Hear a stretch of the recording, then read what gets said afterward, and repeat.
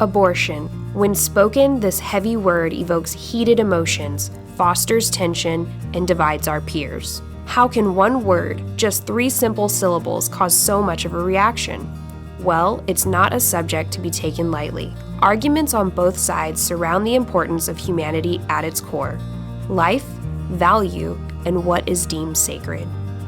The pro-life view is that the unborn are human beings just like you and me. We know that an unborn is human because if a DNA test was conducted at the moment of conception, it would decisively say that the fertilized egg is indeed human. Not potential human, animal, or another species, just human. So naturally, we believe it's ethically wrong to kill an unborn human being. On the other hand, while many abortion choice advocates agree that the unborn are human, they deny that they are valuable human beings. In their eyes, this distinction justifies terminating the unborn. If the deciding factor comes down to value, we must try to understand how that importance is determined. Those who are pro-choice often use what's known as personhood language to express this view. They say that although the unborn may be human, it's not a person. To this, we ask a simple question: what's the difference between a human being and a human person? After such a charged claim, this question deserves a thoughtful answer. Pro-choice advocates are saying that human beings can be killed with impunity because they're not persons. So we want to know, what monumental difference justifies killing a human being? When asked, pro-choice advocates typically cite 1 or more characteristics that they believe make a human being a person.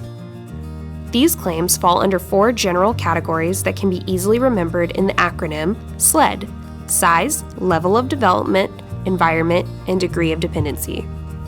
We want to test all of these characteristics to see if they hold up when deciding an unborn's personhood. First, let's tackle size. Here, the argument is that the unborn is clearly smaller than a born human. At the beginning, when most abortions are performed, it's tiny. Yes, this is true, but it's hard to reason how a difference in size disqualifies someone from being a person. Take a 4-year-old girl, for instance. She is noticeably smaller than a 14-year-old girl. Can we kill her because she's not as big as a teenager?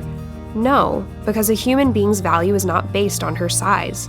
If we can't kill the 4-year-old because she is smaller, then we shouldn't be able to kill the unborn because of her size either. The second characteristic is level of development. As we know, the unborn human is less developed than a born human being, both physically and mentally. A 4-year-old girl can't logically understand abstract concepts. Her cognitive process is based on emotion, behavioral needs, and the concrete world around her. A more developed 14-year-old teenage girl can comprehend notions like love and justice, while also forming values based on them. But this doesn't mean we view the child as any less of a person. She is still as equally valuable as the deep-thinking teen. In the same way, we shouldn't disqualify the unborn human from personhood because she is less developed than other human beings. Next, we have the human's environment. We can all agree that an unborn human's environment is much different than the world we live in every day. Does this difference of atmosphere somehow affect value? Can changing a human's location alter someone's status as a person? It sounds odd because it's not how we operate in our day-to-day. Where you are does not have a bearing on who you are as a human person. An astronaut who spacewalks in orbit is in a radically different environment than a person on Earth. Yet we don't deny the astronaut's personhood. Scuba divers who swim underwater and spelunkers who crawl through caves are equally as valuable as people who ride in hot air balloons. So why should we view the unborn inside the uterus in a different light? Changing environment doesn't change fundamental status.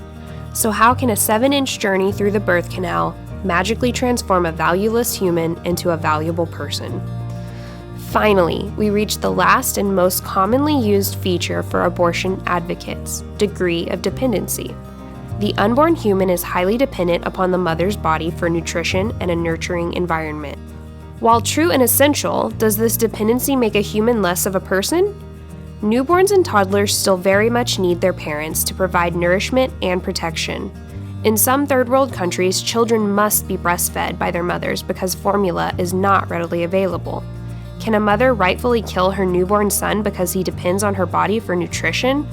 If a toddler fell into a pool and an adult had to save him, would the toddler not be valuable because he couldn't survive on his own? Of course not. Unborn humans depend on their mothers in the same way, so we also shouldn't devalue them as persons. So what's the point of this S.L.E.D test? It clearly exposes the abortion advocate argument for what it really is: unjust discrimination. Pro-choice supporters deny that all human beings are valuable persons that deserve protection. Which ones don't qualify to matter?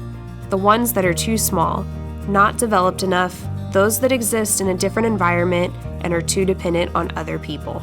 On the other hand, the pro-life position is entirely inclusive. The perspective centers on the belief that no human being, regardless of size, skin color, level of development, race, sex, or place of residence, should be excluded from the community of human persons. Our aim is to love and be welcoming advocates for the small, vulnerable, and defenseless persons that can't stand up for themselves.